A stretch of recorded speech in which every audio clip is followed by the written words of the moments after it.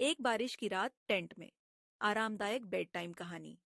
बारिश की आवाज के साथ मैं और मेरी सबसे अच्छी दोस्त रिया एक टेंट में बैठे थे।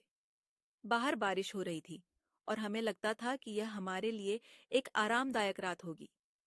हमने अपने टेंट को अच्छी तरह से बंद कर दिया और अपने स्लीपिंग बैग में लेट गए। तभी रिया ने कहा, क्या हम एक कहानी सुनते हैं?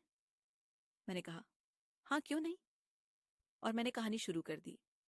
एक समय की बात है, एक छोटे से गांव में एक लड़की रहती थी।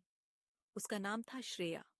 वह लड़की बहुत ही जिज्ञासु थी और हमेशा नई चीजें सीखने की कोशिश करती थी। एक दिन वह लड़की जंगल में गई और वहां उसने एक पुराने आरशी से मिला। आरशी ने उस लड़की को कहा, मैं तुम्हें एक ऐसी शक्ति दूंगा जिससे तुम अपने जीवन में कभी भी असफल नहीं होगी, लेकिन इसके लिए तुम्हें एक परीक्षा पास करनी होगी। लड़की ने कहा, मैं तैयार हूं। ऋषि ने उसे एक छोटा सा पत्थर दिया और कहा, इस पत्थर को लेकर जंगल में जाओ और वहां से एक फूल लेकर आओ, लेकिन ध्यान रखो, जंगल में बहुत सारे खतरे हैं। लड़की जंगल में गई और वहां उसने बहुत सारे खतरों का सामना किया, लेकिन उसने हार नहीं मानी और अंत में उसने एक सुंदर फूल लेकर आ गया। आर्शी ने उसे कहा, तुमने परीक्षा पास कर ली है। अब तुम्हें वह शक्ति मिलेगी जिससे तुम अपने जीवन में कभी भी असफल नहीं होगी। इस तरह लड़की को वह शक्ति मिली और उसने अपने जीवन में बहुत सारी सफलताएं प्राप्त की। हमने अपनी कहानी खत्म की और रिया ने कहा, मुझे यह कहानी बहुत पसंद आई।